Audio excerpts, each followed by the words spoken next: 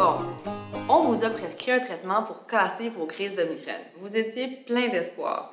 Vous l'avez essayé et ça n'a pas marché. Votre migraine n'a pas été cassée avec succès. Qu'est-ce qui s'est passé? Pourquoi ça n'a pas marché? Voici quelques indices et conseils concernant le traitement de crise. Ces conseils s'appliquent autant aux anti-inflammatoires comme l'ibuprofène, le naproxène ou autres, qu'aux triptans comme le Zomig, Relpax, Axer, Maxalt, Mitrex, Amerge et Frova. Alors, top 1 et le principal, c'est la prise tardive. Vous avez trop attendu avant de prendre votre traitement. Et dans ce problème fréquent, il y a en fait 4 raisons principales que j'entends dans mon bureau. La première, je ne l'avais pas avec moi. Ça, c'est facile à résoudre. Tout ce que vous avez à faire, c'est de prendre vos comprimés et en mettre dans votre sac, dans votre voiture, au bureau et chez vous. Quand la crise arrive, vous n'avez pas d'excuses, vous pouvez traiter tôt.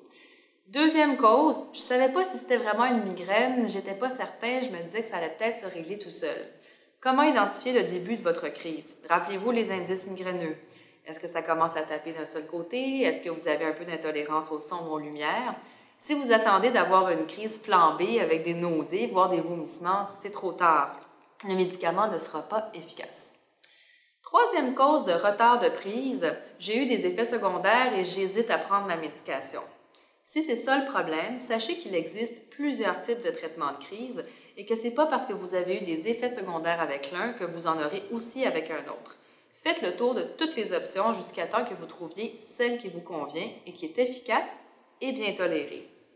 Et finalement, il arrive que pour certaines personnes, il y a des contraintes financières reliées à certaines médications, surtout les triptans, où le prix du comprimé peut varier entre 15 et même 25 $.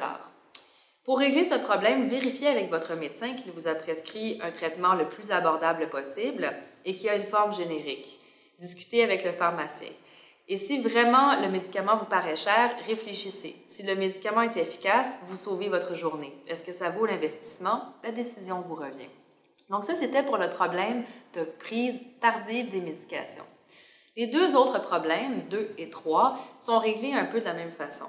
Il s'agit des crises avec nausées et vomissements précoces, c'est-à-dire que vous avez à peine le temps de vous rendre compte que vous avez votre crise, que vous êtes déjà en train de vomir ou que vous avez l'estomac tout barbouillé. Et le troisième souci, des crises présentes au matin. Vous vous réveillez avec une crise de migraine bien installée. Durant une crise, l'estomac est ralenti. Il absorbe mal les médicaments. Et si vous avez des nausées ou vous vomissez, le médicament que vous avez pris sera tout à fait inefficace. Quoi faire? Alors là, vous avez besoin de la collaboration de votre médecin. Sachez qu'il existe 3 sortes de traitements de crise qui ne sont pas des comprimés, qui n'ont pas besoin de passer par l'estomac et l'intestin pour fonctionner. Le premier, les suppositoires, qui sont absorbés par les veines du rectum. Il s'agit en quelque sorte d'une intraveineuse et l'action peut être très rapide. Les sprays ou les vaporisateurs qu'on administre dans le nez fonctionnent un peu de cette façon. Et pour finir, pour les crises très violentes, il existe des injections que vous pouvez utiliser à domicile et qui pourront peut-être vous sauver d'un voyage à l'urgence. Évidemment, dans tous ces cas, votre médecin doit vous prescrire ces médications.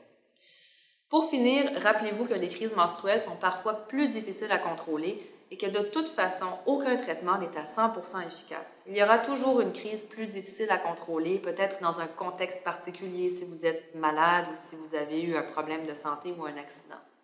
Ne vous laissez pas décourager. Utilisez le calendrier de crise pour noter les stratégies les plus efficaces. Changez vos comportements.